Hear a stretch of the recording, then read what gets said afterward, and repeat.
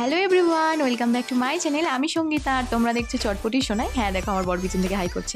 যাই হোক, আজকের ভিডিওটা আমার কাছে ভীষণ স্পেশাল, কারণ আজকে ছিল আমার বাড়ির বাৎসরিক কালী পুজো, মা আনন্দময়ী দক্ষিণা কালীর পুজো। আগের বছর ঠিক এরকম দিনেই মাকে আমরা বাড়িতে নিয়ে এসেছিলাম, বাড়িতে প্রতিষ্ঠা করেছিলাম। হ্যাঁ, আমার বিয়ের আগের কথা বলছি। হ্যাঁ, ওই দিনকে আমি এসেছিলাম আমার বাড়িতে, কারণ আমার তখন রেজিস্ট্রি হয়ে গেছিলো। দেখো, পুরো বাড়িটাই লাইটিং দিয়ে সেজে উঠেছিল, কারণ আজকের মায়ের জন্মদিন আর মা এসেছিলো আমাদের বাড়িতে এরকম দিন, সেই জন্য দিনটা ভীষণ স্মরণীয়। তো একটু ভিতরে চলে আসলে, নিচে আমাদের কোনো ঘর ছিল না, নিচে আমাদের পুরোটাই দোকান, 3টে দোকান। তো সিঁড়ি থেকে চলো উপরে যাওয়া যাক। দেখো, বাড়িতে আমি সব আলো জ্বেলে দিয়েছিলাম, আর আমার বাড়িতে প্রায় 70 থেকে 75টা লাইট আছে। দোকান ঘর আর ঘর মিলিয়ে মোট 6টা সিসিটিভি ক্যামেরা লাগানো আছে। হ্যাঁ, ওই ক্যামেরার মাধ্যমে পুরোটা আমরা কভার করে রাখি, মানে বাড়িতে কে আসছে না আসছে, দোকানে কে যাচ্ছে না যাচ্ছে, সব কিছু ওই ক্যামেরার সাহায্যে আমরা দেখে নিই। তো যাই হোক, উপরে চলে আসলেই প্রথমে পড়বে একটা ছোট্ট বেসিন, আর পিছনে একটা সুন্দর নায়িকার ছবি আছে। যাই হোক, আমি তোমার বরকে সবসময় বলি ওখানে আমার ছবি কেন নেই, আর যে হাই করলো ওটা আমার দাদাভাই, মানে আমার ননদের বর।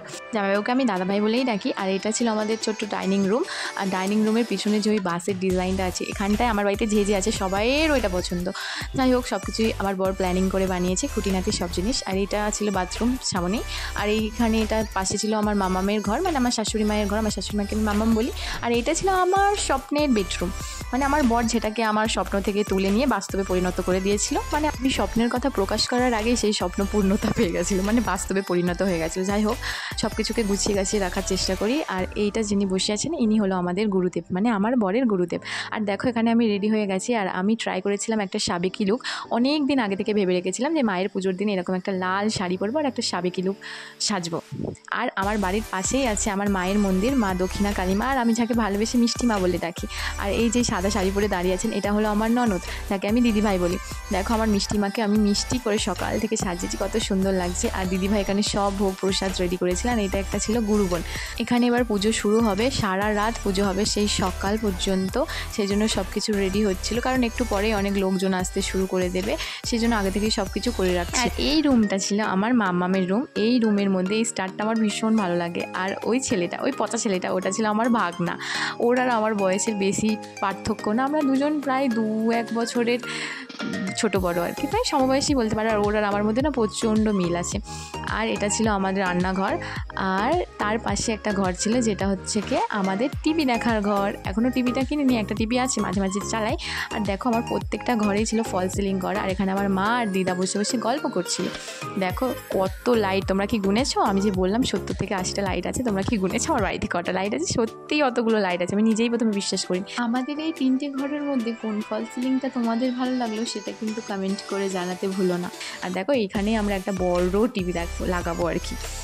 আর এটা হলো আমার মা, আমার মিষ্টি আমার মা, আর এটা আমার দিদা। এখানটাই এখন সন্ধ্যাবেলা তো সবে কিছু কিছু লোকজন এসছে, আর মাকে একটু আদর করে দিলাম।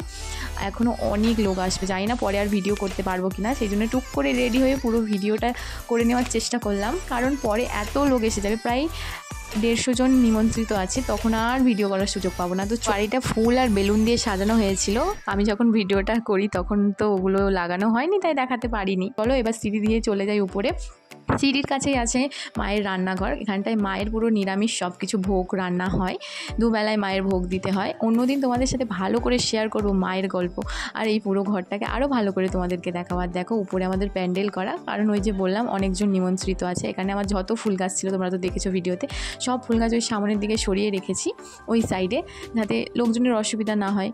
আর এখানটায় সব ভোগ প্রসাদ রান্না হয়ে গেছে। আজকের ভোগের মেনু ছিল পোলাও, আলুর দম, চাটনি, পাঁপড়, মিষ্টি আর পায়েস। হ্যাঁ, পরমান্ন ছাড়া তো কোনো ভোগ প্রসাদ কমপ্লিটই হয় না।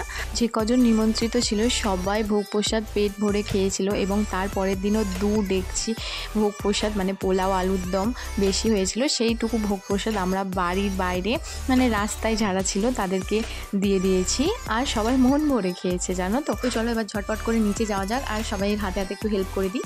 তো নিচে এসে আমি আমার বরকে পেয়েছি দেখতে, অনেকক্ষণ পরে। ও সবে স্নান টান করে ফ্রেশ হয়ে বেরিয়েছে, আর ও বসে বসে বানাচ্ছিল বোধহয় আমের পাতা দিয়ে বন্ধন বার।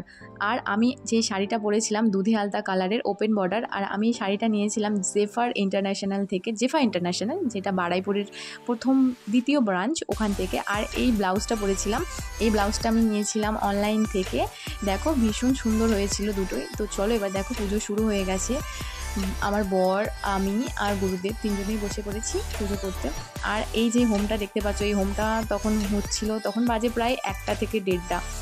তো পুজো ভীষণ ভালোভাবে সম্পূর্ণ হয়েছিল। আর এই যখন আরতিটা হয়, তোমরা জানো কতটা বাজে তখন ঘড়িতে? তখন বাজে প্রায় 6টা। মায়ের কাছে প্রার্থনা করি যেন প্রতি বছরই মায়ের পুজোটা এরকম সুন্দরভাবে করতে পারি। আরও একটি প্রার্থনা করি, আমার মতো ভর যেন শুধু আমার একারই থাকে, আর কেউ যেন না পাই। তো ভিডিওটা ভালো লাগলে অবশ্যই লাইক, কমেন্ট, শেয়ার করতে ভুলো না। তো দেখা হচ্ছে নেক্সট কোনো ভিডিওতে। টাটা।